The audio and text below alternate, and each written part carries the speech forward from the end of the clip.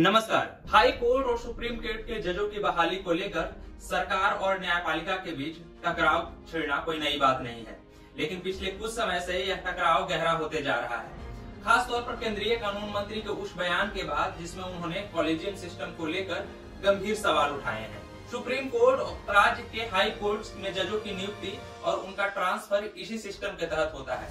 High court में जजों की नियुक्ति कॉलेजियम सिस्टम के जरिए होती है। कॉलेजियम सिस्टम से नाम तय करने के बाद ही इसमें सरकार की भूमिका होती है।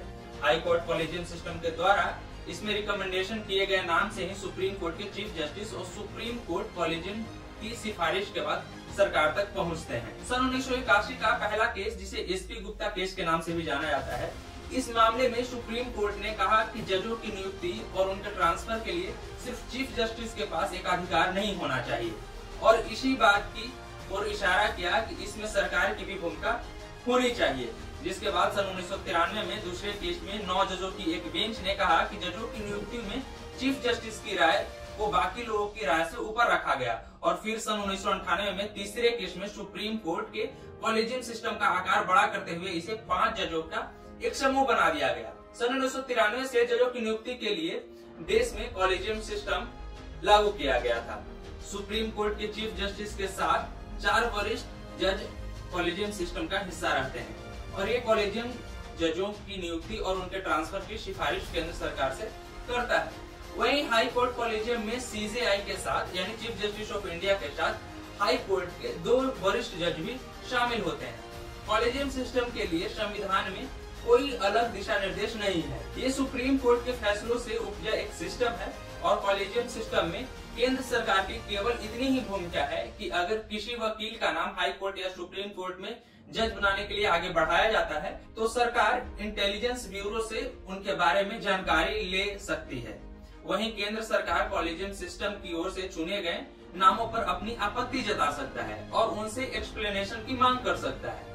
हालांकि अगर कॉलेजियम फिर भी उन नामों को सरकार के पास दोबारा भेजती है तो सरकार किसी भी हाल में उसे मानने के लिए बाध्य होती है।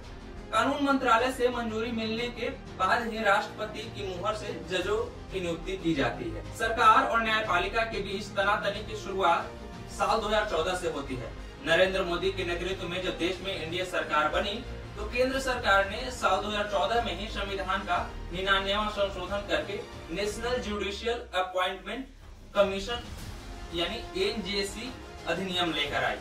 इस संशोधन में सरकार ने कहा कि चीफ जस्टिस और सुप्रीम कोर्ट, हाई कोर्ट के जजों की नियुक्ति के लिए कॉलेजियम सिस्टम की जगह अब एनजेसी के प्रावधानों के तहत काम किया जाएगा, जिसके लिए 2 विशेषज्ञों, प्रधानमंत्री, विपक्ष के नेता और सुप्रीम कोर्ट के चीफ जस्टिस के 3 जजों का पैनल को करना था।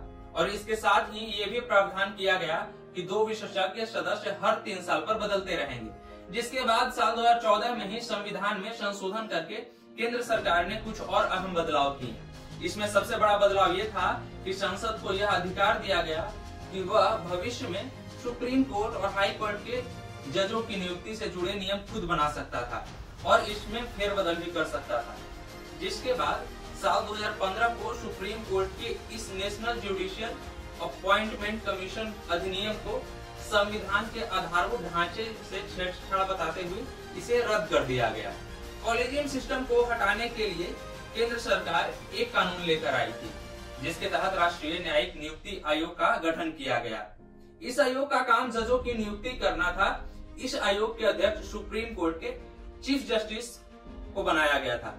वहीं इसमें 2 और सीनियर जज, कानून मंत्री और 2 जानी मानी हस्तियां होती थी। इन 2 सदस्यों का चयन समिति करती थी, जिसमें प्रधानमंत्री, सीजेआई और लोकसभा के नेता प्रतिपक्ष होते थे। इस आयोग के तहत किसी जज की नियुक्ति तब होती जब उनके नाम पर 5 सदस्य सहमत हो, अर्थात 5 सदस्य सहमत हो। सुप्रीम कोर्ट ने अक्टूबर 2015 में इस आयोग को असंवैधानिक बताते हुए इसे रद्द कर दिया था। सुप्रीम कोर्ट में प्रैक्टिस करने वाले एक वरिष्ठ अधिवक्ता बताते हैं कि कॉलेजियम सिस्टम पारदर्शी नहीं है। इस सिस्टम में कोई सचिवालय या अन्य आधिकारिक तंत्र शामिल नहीं है। कहा जाता है कि कॉलेजियम सिस्टम का पूरा प्रोसेस बंद कमरे में होता है। इस बारे में किसी को भनक तक नहीं लगती। इसके लिए कोई पात्रता और चयन प्रक्रिया पारदर्शी नहीं है। कॉलेजियम पर यह भी आरोप लगते रहता है कि बीते कुछ सालों में यह बहस समय समय पर छिड़ती रहती है कि सुप्रीम कोर्ट और हाई कोर्ट में जजों के चुने जाने की प्रक्रिया में भयंकर भाई भतीजावाद है, अर्थात नेपोटिज्म है, जिसे न्यायपालिका में अंकल कल्चर भी कहा जाता है। मतलब ऐसे लोगों को जज बनने की संभावना ज्यादा होती है जिनके जान पहचान के लोग पहले से ही न्यायपालिका या ऊंचे पदों पर रहते हैं। आखिर कौन बन सकता है सुप्रीम कोर्ट का जज या हाई कोर्ट का जज, यह जानने लायक है। कॉलेजियम भारत के चीफ जस्टिस और सुप्रीम कोर्ट के 4 वरिष्ठतम जजों का एक समूह है। ये 5 लोग मिलकर ही तय करते हैं कि सुप्रीम कोर्ट में कौन जज होगा। ये नियुक्तियां हाई कोर्ट से की जाती है और सीधे तौर पर भी किसी अनुभवी वकील को भी हाई कोर्ट का जज नियुक्त किया जा सकता है। एक बात उठती है कि क्या कॉलेजियम सिस्टम को कभी खत्म किया जा सकता है? तो कॉलेजियम सिस्टम को खत्म करने के लिए केंद्र सरकार को संवैधानिक संशोधन करने की जरूरत होगी, जिसके लिए केंद्र सरकार को संसद के दोनों सदनों में, लोकसभा और राज्यसभा में वोटिंग करवानी होगी और उस वोटिंग में उसे सांसदों का कम से कम 2/3 वोट मिलना चाहिए। इसके साथ ही इस संशोधन को देश के कम से कम आधे राज्यों का समर्थन भी जरूर मिलना चाहिए। फिलहाल की स्थिति को देखते हुए यही लगता है कि फिलहाल यह केंद्र सरकार के लिए संभव नहीं है। शुक्रिया।